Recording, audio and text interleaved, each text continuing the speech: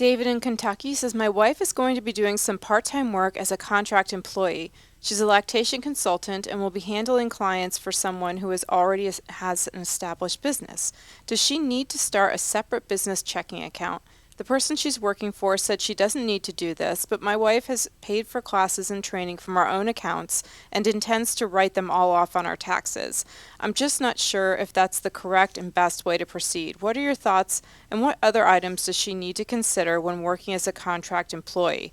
And FYI, she has a full-time job as well, so this is just on the side. Okay, wonderful. And so this is what we now call gig work. Yes. We used to call it side work or second job. Second job.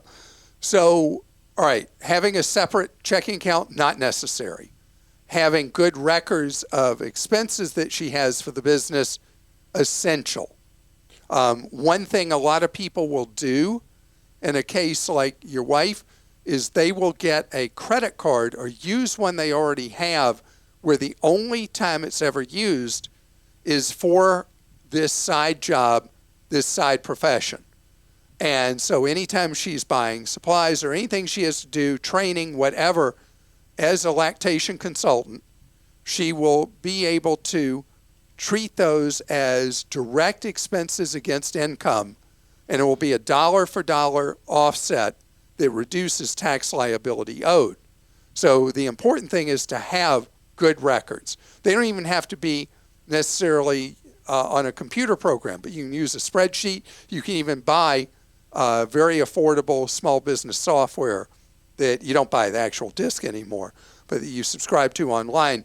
But as long as it's really small, you're fine with a pad and pen and keeping track of all the expenses.